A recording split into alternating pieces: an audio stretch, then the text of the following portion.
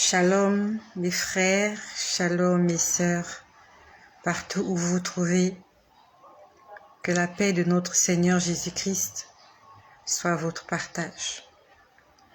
Je viens vous faire une fois de plus ce message sous la recommandation du Saint-Esprit. Il y a quelques jours de cela, le Seigneur m'a montré quelque chose. Il y a quelques jours de cela, le Seigneur m'a montré quelque chose. Ça fait exactement... C'était la semaine dernière. Nous sommes aujourd'hui mardi le 10 août 2021. Et ce que je vais vous dire, le Seigneur me l'a montré la semaine dernière, dans la nuit. Au départ, il m'a montré une carte d'invitation. C'était une carte d'invitation à un mariage. Bonsoir à Rayon du Soleil. Que le Seigneur te fasse du bien, Rayon du Soleil. Alors, pendant que je parle à Rayon du Soleil, je ne sais pas, est-ce que nous avions un programme ensemble? Je ne sais plus. Est-ce que tu peux me le rappeler? Je sais qu'on a échangé sur WhatsApp, mais je ne me rappelle plus. Est-ce qu'on avait prévu de faire un programme ensemble? Je ne me rappelle plus. Je vais tout à l'heure consulter. Je vais consulter ma messagerie, ma boîte, pour voir si nous avions prévu de faire un programme ensemble. Je ne me rappelle plus, je ne sais plus. Voilà. Que le Seigneur te bénisse, Rayon de soleil. Donc, ce que je vais vous dire, le Seigneur me l'a montré la semaine dernière et aussi la semaine d'avant la semaine dernière. Ah, juste prier pour moi et mes enfants. Non, rien de prévu. D'accord. Ok. D'accord. Tout à l'heure, je vais aller relire nos messages parce que j'ai beaucoup de messages. Je m'embrouille un peu. Que le Seigneur m'aide. Je vais aller relire mes messages et que le Seigneur me fasse grâce. Je vais vous recontacter afin que nous puissions entrer dans un programme afin de prier pour vous et pour les enfants. Que le Seigneur me fasse grâce, que je puisse respecter cet engagement que je viens de faire et cette promesse que je viens de vous faire. Mais merci pour ces partages et ces messages. Merci. Que la gloire revienne à Jésus-Christ. C'est le Seigneur qui me montre toutes ces choses. C'est le Seigneur qui m'enseigne toutes ces choses. De moi-même, je ne sais pas le faire. De moi-même, je ne sais pas comment ça marche. Lui-même, il vient me montrer les images. Il vient me montrer les sujets d'actualité. C'est le Seigneur qui fait ces choses-là. De par moi-même, je suis incapable de vous dire quoi que ce soit. Je peux voir quelqu'un, ne rien voir dans sa vie, mais quand le Seigneur se met à me détailler, c'est le Seigneur qui me détaille sa vie. C'est pas de la magie, c'est pas de la sorcellerie, c'est pas du fétichisme. C'est un don qui m'a été donné de la part du Seigneur pour l'édification de son peuple et pour la préparation de l'épouse en cette fin des temps. Que notre Dieu soit béni en ce 10 août 2021. Soyez tous bénis là où vous êtes. Le Seigneur Jésus-Christ vous aime. Dans le livre d'Apocalypse au chapitre 1 au verset 3, il est écrit: Heureux, heureux celui qui lit, ceux qui entendent la parole de la prophétie. Heureux ceux qui gardent les choses qui sont écrites, car le temps est proche. La Bible nous dit en Apocalypse au chapitre 1 au verset 3, heureux celui qui lit. Ça veut dire qu'il faut d'abord lire. Qu'est-ce qu'il faut lire? Il faut lire la parole de Dieu. Ne te contente pas seulement de l'écouter, d'écouter les prédications, de chanter des louanges, des adorations. C'est pas mauvais. Mais la Bible nous dit, heureux celui qui lit. Il faut d'abord lire.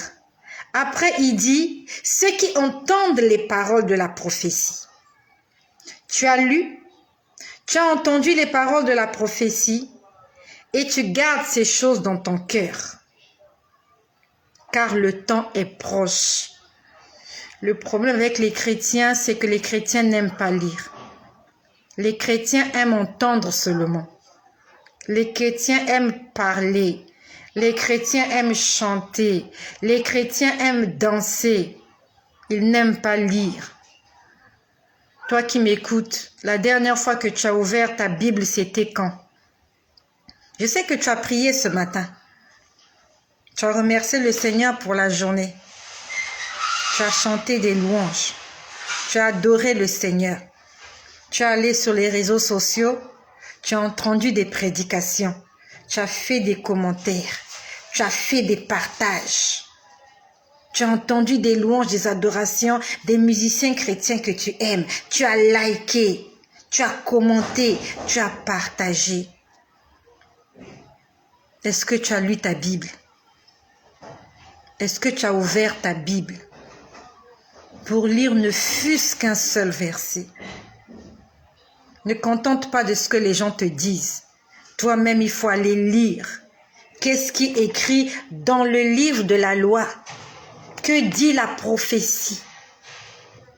Dans Josué au chapitre 1 au verset 8, il est écrit que ce livre de la loi ne s'éloigne point de toi. Que la Bible ne s'éloigne point de toi.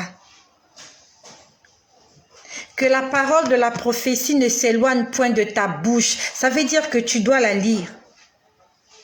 Médite-la jour et nuit, afin d'agir fidèlement selon tout ce qui est écrit. C'est ainsi que tu auras du succès dans tes entreprises. C'est ainsi que tu réussiras. C'est ainsi que tu comprendras ce que le Seigneur veut t'annoncer. C'est ainsi que tu reconnaîtras les temps que nous sommes en train de passer, les temps de la fin. Si tu ne lis pas la parole de Dieu, comment tu peux déterminer le temps qu'il fait? Il faut que nous puissions lire la parole de Dieu. Je disais qu'il y a quelque temps de cela, c'était la semaine dernière. Le Seigneur m'a montré une carte d'invitation. C'était une invitation à un mariage. Il n'y avait pas le nom de ceux qui se mariaient, ni l'adresse. C'était juste une carte d'invitation parce que j'ai vu qu'il y avait une image sur cette carte. C'était l'image d'une salle de mariage, bien décorée. Quand j'ai vu cette image, il faisait nuit, c'était dans la nuit. J'étais en prière. Je me suis dit sûrement qu'il y a quelqu'un qui va se marier et qui va m'inviter à son mariage. Et j'ai commencé à prier. J'ai continué à prier parce que j'étais déjà en prière. Et à ce moment-là, le Seigneur m'a éclairci l'image.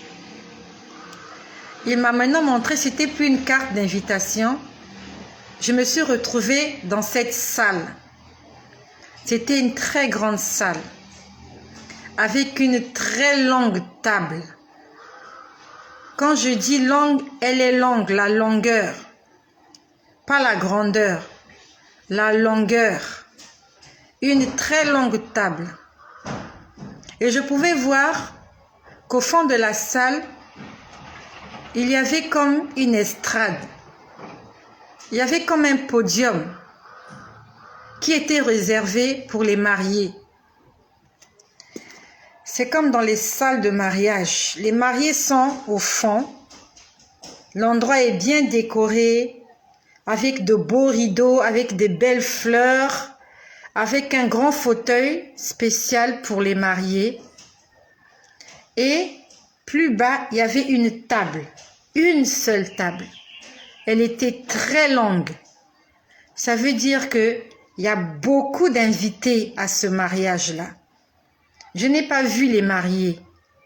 Je n'ai pas vu les invités. J'ai juste vu la longue table. Et j'ai vu l'endroit qui était préparé, là où doivent s'asseoir les mariés. Cette salle était décorée en deux couleurs. en bleu et blanc. La table était revêtue d'un tissu bleu. Bleu. J'ai une robe bleue, je vais m'en montrer. C'est bleu comme ça. La table était revêtue d'un tissu bleu. Et les couverts étaient de couleur blanche. Je voyais des assiettes blanches, toutes scintillantes. Je voyais des fourchettes, je voyais des cuillères. Cette table était très bien ornée. Là où doivent se mettre les mariés, c'était beau, c'était parfait. Quand j'ai vu cette salle, le Seigneur m'a dit, les noces de l'agneau approchent. Les noces de l'agneau approchent. Quand on parle des noces, on parle du mariage. Le mariage de l'agneau. L'agneau de Dieu, c'est Jésus. Il va se marier avec qui? Avec son épouse. Et son épouse, c'est qui? C'est l'église qu'il viendra chercher. Donc, il y aura l'épouse et il y aura aussi des invités. L'épouse s'asseyera à côté de l'époux. L'épouse s'asseyra à côté de l'agneau. L'épouse s'asseyra à côté de Jésus. Différemment des invités. Les invités ne seront pas assis à côté de l'époux. Les invités seront à table. Ils vont manger. Avant la venue de Jésus, tous ceux-là qui sont morts dans la foi, ce sont des invités aux noces de l'agneau. Abraham, ce n'est pas l'épouse du Seigneur. Abraham fera partie des invités. Et tous ceux-là qui vont rejoindre le Seigneur après la tribulation, ça sera aussi des invités. Mais ceux et celles qui seront enlevés quand Jésus viendra feront partie de l'épouse. L'épouse, c'est l'Église qui est en train de se préparer à la rencontre du Seigneur. Ça fait longtemps que le Seigneur me donne ce message. Depuis qu'il m'a converti en décembre 2017, il est en train de me dire, je reviens, j'arrive. En 2018, il m'a montré une table. Elle était aussi longue. La couleur était, le tissu qui recouvrait la table était blanc. Quand on prend la Sainte Seine, je vois aussi une longue table. Le tissu qui recouvre la table est rouge. Rouge comme du sang. Rouge vif. Comme du velours. Mais la semaine dernière, j'ai vu la salle était bleu-blanc. La couleur était bleu-blanc. Le Seigneur m'a dit, tout est prêt. Je suis en train de revenir, tout est prêt. Si le Seigneur est en train de nous interpeller, c'est parce qu'il y a beaucoup d'entre nous. Nous sommes encore dans la distraction. Nous sommes encore dans la distraction. La semaine d'avant en 8, alors que j'étais au bureau, le Seigneur m'a montré l'église. Il m'a montré l'église, mon église locale, là où je prie. Il m'a dit, regarde l'état de ton église. Je ne suis pas venue juger. Je ne suis pas venue polémiquer. Je suis venue apporter un message de salut à quelqu'un. Je n'ai pas le droit de juger. Parce que moi aussi, peut-être que je serai jugée. Je suis venue avertir mon frère. Je suis venue avertir ma sœur. Le Seigneur a dit, préparons-nous. Il m'a montré mon église. Et je pouvais voir que dans l'église, il y avait des gens qui étaient couchés sur les chaises. Dans l'église où je prie, il y a des chaises. Ces chaises sont de couleur rouge. On les appelle généralement des chaises royales.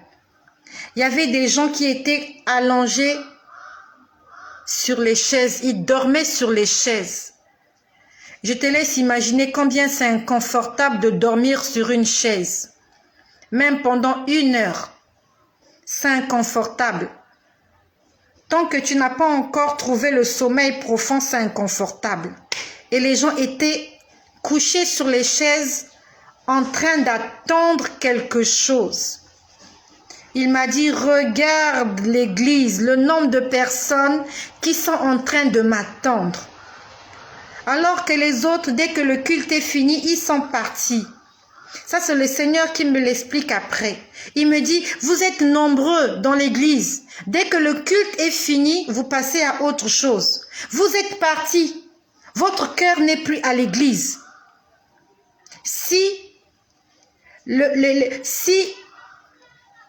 Comment je peux dire, le culte fait 2 heures.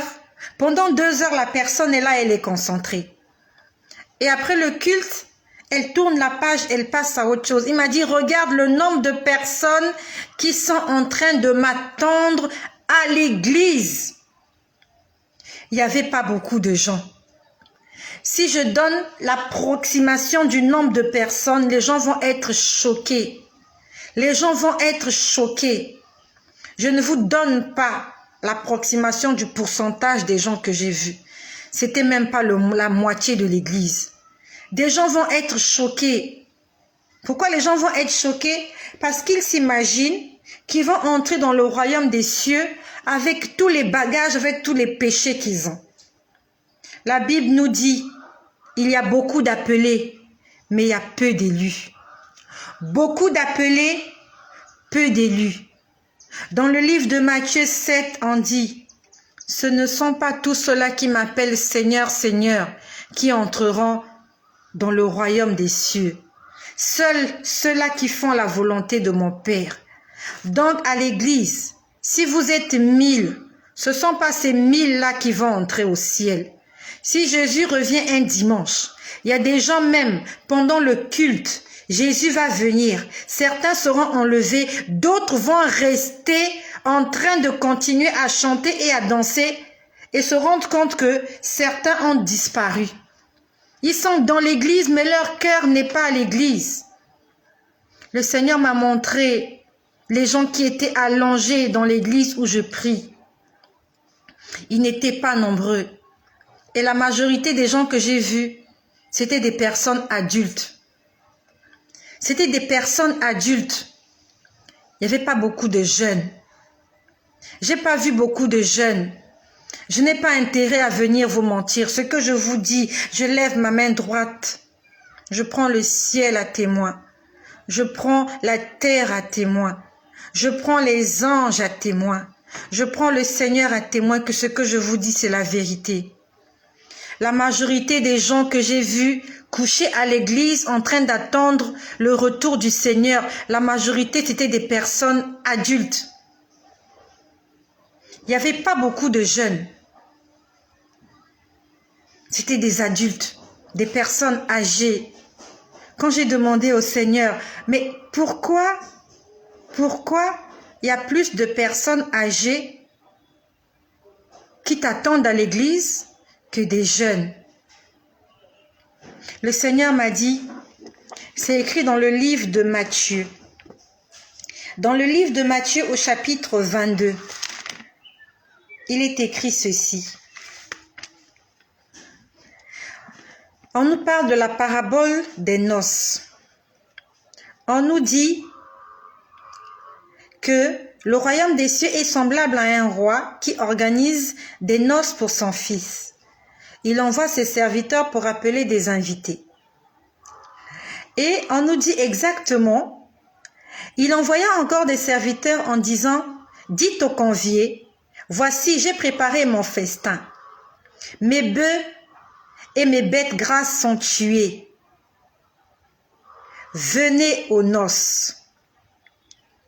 Le verset 5 dit, mais sans s'inquiéter de l'invitation, ils s'en allèrent.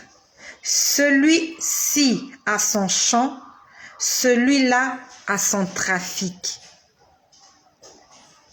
Le roi a envoyé ses serviteurs appeler les conviés. Donc ceux-là qui sont invités aux noces de l'agneau. Mais on dit que lorsqu'ils sont arrivés, les gens ne s'inquiétaient même pas de l'invitation qu'ils avaient reçue. Parce qu'ils étaient préoccupés, soit aux champs qu'ils avaient achetés, soit à un trafic ou à un commerce ou quelque chose qu'ils vont faire. J'ai une autre version qui dit ceci. J'aime bien cette version-là. On disait, ils ne pensent qu'aux réalités de ce monde. Donc les gens qui ont décliné l'invitation du Seigneur aux noces, on est venu leur dire, les noces sont prêtes, la table est prête, les bœufs sont tués, les bêtes sont tuées, tout est prêt. Venez, la fête va commencer, le mariage va commencer. On dit dans cette version, ils ne pensèrent qu'aux réalités du monde. Les réalités de ce monde ne sont pas la vérité, ce sont des illusions, ce sont des hallucinations. Tout ce que nous vivons là, ce n'est pas la réalité, ce n'est pas la vérité. C'est réel, mais ce n'est pas la vérité. Ce sont des tromperies. Dieu n'est pas contre le mariage. Dieu n'est pas contre le travail. Dieu n'est pas contre la bénédiction. Dieu n'est pas contre le succès. Dieu n'est pas contre la prospérité. Dieu n'est pas contre ta fertilité. Mais Matthieu 6, 33 dit, « Cherchez premièrement le royaume des cieux et la justice. Et toutes les choses de ce monde nous seront données par-dessus. » Notre priorité doit être la recherche du royaume de Dieu. Cherchons notre salut. Je vous ai dit, ça sera la énième fois que je l'ai dit, le Seigneur m'a dit que l'Antéchrist est déjà sur terre. La dernière fois, il me l'a montré, c'est un homme à la peau blanche. Le Seigneur ne m'a pas donné le pays dans lequel il est originaire. Le Seigneur m'a donné son nom. Son prénom commence par C. Son nom commence par R. Le Seigneur ne m'a pas donné son âge. Mais quand j'ai vu son visage, j'ai pu lui donner un âge. Cet homme-là a plus de 40 ans. Il a plus de 40 ans. L'Antéchrist qui va régner pendant les 7 années de tribulation, il a déjà plus de 40 ans. Quand je l'ai vu, il avait entre 48, vraiment il est au seuil de 50. Il n'est pas loin de la cinquantaine. Entre 48 et 60 ans. C'est comme ça que je l'ai vu. Je ne vais pas vous le décrire. Je ne suis pas très scotchée aux informations. Quand j'ai tapé son nom sur les réseaux sociaux, j'ai vu plusieurs profils, beaucoup de gens qui avaient le même nom que lui. Mais si l'Antéchrist est déjà là, ça veut dire que le Seigneur est à la porte. Ça fait longtemps que le Seigneur est à la porte. Et il est en train d'appeler ses enfants. Il est en train de nous prévenir tous les jours, tous les jours. C'est parce qu'il nous aime et parce qu'il sait qu'on n'est pas prêt. Est-ce que tu es l'une de ces personnes-là qui, comme dans Matthieu 22, tu as reçu l'invitation, tu as d'abord envie d'aller t'occuper de ton champ, d'un champ que tu as acheté, de quelque chose que tu as gagné, de quelque chose que tu as reçu, tu as envie de t'en occuper. Tu veux t'occuper d'abord de ton travail, tu veux travailler. Tu veux d'abord te marier. Ta priorité, c'est tu veux d'abord te marier. D'autres, tu veux d'abord enfanter. Tu dis que le Seigneur attend que j'ai des enfants avant qu'ils ne reviennent. Ma priorité, c'est d'abord ça. Tu veux d'abord réussir. Tu veux avoir tes diplômes. Jésus n'attendra pas que tu aies tous tes diplômes avant de revenir. Il n'attendra pas. Dès que la trompette sonnera, il reviendra. Si tu n'es pas prêt, tu vas rester. Dès que l'Antéchrist va prendre les rênes de ce monde, Jésus-Christ ne tardera pas à revenir. Le problème est que, est-ce que tu reconnaîtras que c'est lui l'Antéchrist? On ne le reconnaîtra pas au départ, parce qu'il viendra avec un message de paix. Il viendra avec un message de changement. Il viendra avec un message d'évolution. il viendra avec un beau discours et les gens vont l'aimer. Il ne viendra pas avec les cornes du diable. Il ne va pas montrer son côté obscur.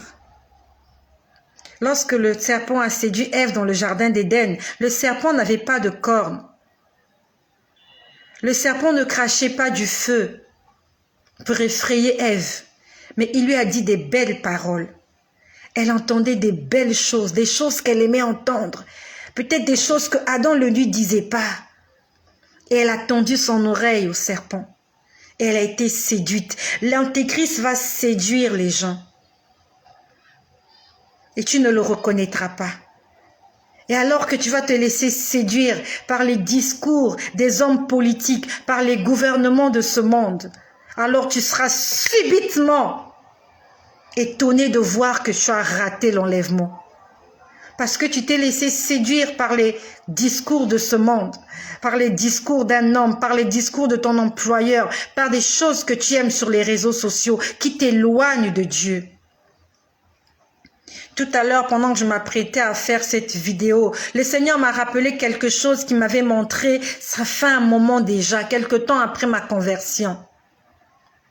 Je voyais des gens qui avaient raté l'enlèvement. Et parmi les gens qui avaient raté l'enlèvement, j'étais là aussi. C'est pour ça que je traite durement mon corps. Afin que tout ce que j'ai pressé sur les réseaux sociaux ne puisse pas me rattraper. Je suis en train de traiter durement mon corps. Je ne suis pas parfaite. Personne n'est parfaite. Mais je suis en train de faire des efforts. Afin que moi qui suis la première à recevoir ces messages, ces révélations-là, que je ne reste pas. Parce que je sais que ces moments-là seront des moments incroyables, invivables. J'étais en train de voir des gens dans un stade. Et j'étais spectatrice de cet événement-là. Je voyais des gens dans le stade. L'église avait été enlevée. Et les gens étaient restés. Et parmi les gens qui étaient restés, moi aussi j'étais là. Et je voyais un homme qui donnait des ordres. Il y avait un homme qui chapeautait le monde. C'est lui qui donnait les ordres et on faisait ce qu'il voulait. On faisait ce qu'il disait. J'ai vu des gens dans le stade. Au lieu que les gens sont en train de jouer au foot, ils n'étaient pas dans le stade pour jouer au foot. On avait mis des chrétiens sur l'esplanade verte du stade. On leur demandait de renier leur foi. On leur demandait de renier leur foi. Et il y avait des spectateurs. Comme pour le match de Barça et de Real. Les gens étaient assis sur l'estrade là, en train d'applaudir la scène. On a fait entrer dans le stade des lions. Les lions sont entrés dans le stade pour dévorer les chrétiens. Les chrétiens qui ne voulaient pas renier leur foi. Ils ont mis des lions. Il y avait des lions. Et je voyais les gens en train de crier. En train de se faire dévorer par des lions. Et moi, j'étais là comme dans l'estrade. J'étais en train de voir ça. J'étais en train de pleurer.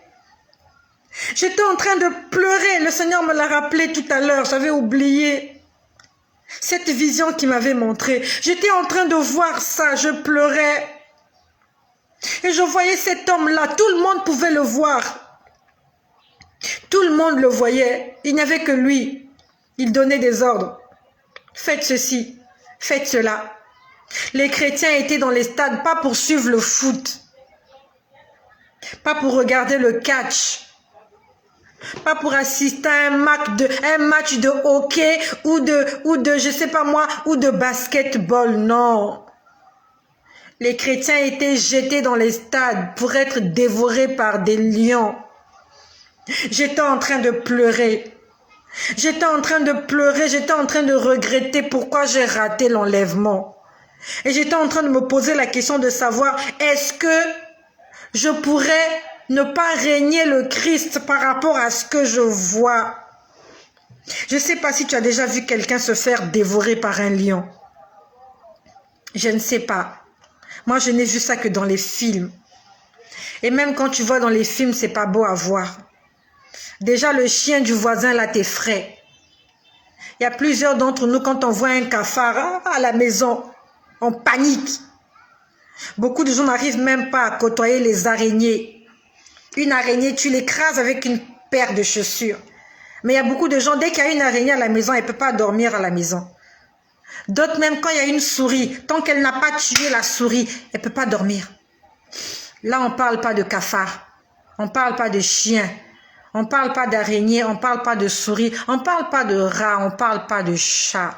On parle de lions. Des lions affamés.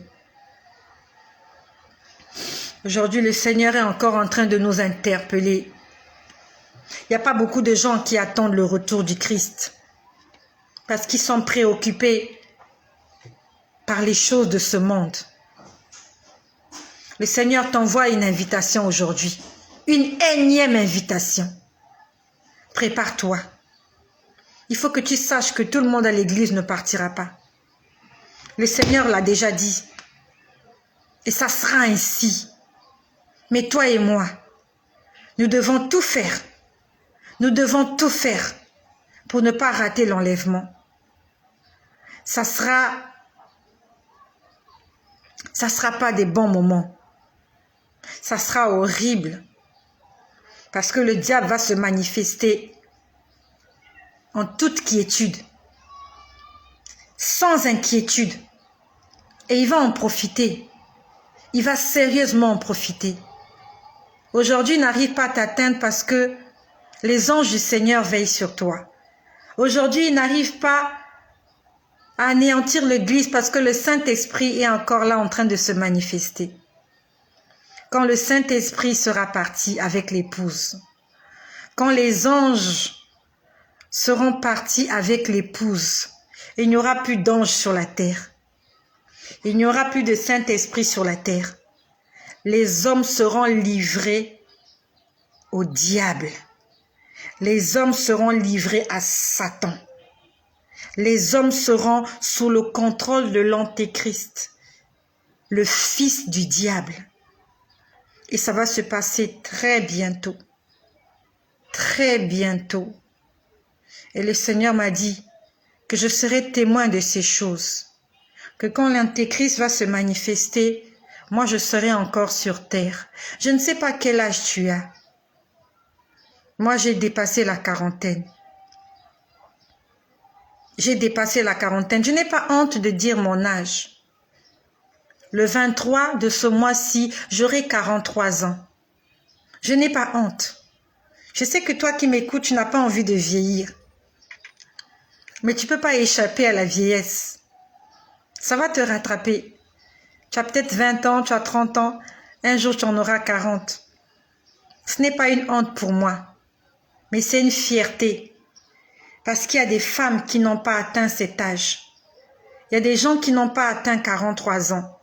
La veille de leur 43e anniversaire, ils sont morts. La veille des 40 ans, ils sont morts. La veille des 30 ans, d'autres même n'ont même pas eu leurs 10 ans. Mais moi, je suis en train de vieillir dans le Seigneur. Et le Seigneur m'a fait cette promesse, comme il avait fait à Siméon, que tu ne mourras pas sans avoir vu le Messie, l'agneau de Dieu, le témoin fidèle qui revient bientôt. Prépare-toi. La préparation se fait dans la sanctification. La préparation se fait dans l'amour du prochain. Car la Bible nous dit, recherchez la paix avec tous. Recherchez la sanctification, sans laquelle personne ne verra le Seigneur. Dieu ne viendra pas chercher des prostituées. Il ne viendra pas chercher des impudiques. Il ne viendra pas chercher des adultères, des menteurs, des voleurs. Mais il viendra chercher des hommes et des femmes qui écoutent la parole de Dieu, qui la lisent et qui la mettent en pratique. Merci de partager ce message. Merci d'envoyer un SOS à quelqu'un. Peut-être que comme toi, il ne sera pas témoin de ces choses. Peut-être qu'il va mourir avant. Il y a beaucoup de gens qui vont mourir avant le retour de Jésus. Vous avez entendu que Jacob Desvarieux est mort? Il est mort avant le retour de Jésus. Où est-ce qu'il est allé? Point d'interrogation. Il y a beaucoup de pasteurs, des hommes de Dieu qui sont en train de mourir. Ils ne seront pas témoins de ces choses. Tout le monde ne sera pas témoin de ces choses. Beaucoup de gens vont mourir avant le retour de Jésus. Mais mon souhait est que tu restes encore en vie, afin de te préparer à rencontrer ton roi. Soyez bénis chez vous. Soyez richement bénis. Obéissez à Jésus-Christ. Il est le chemin. Il est la vérité. Et il est notre gage pour la vie éternelle. Et que son nom, que seul son nom, soit glorifié.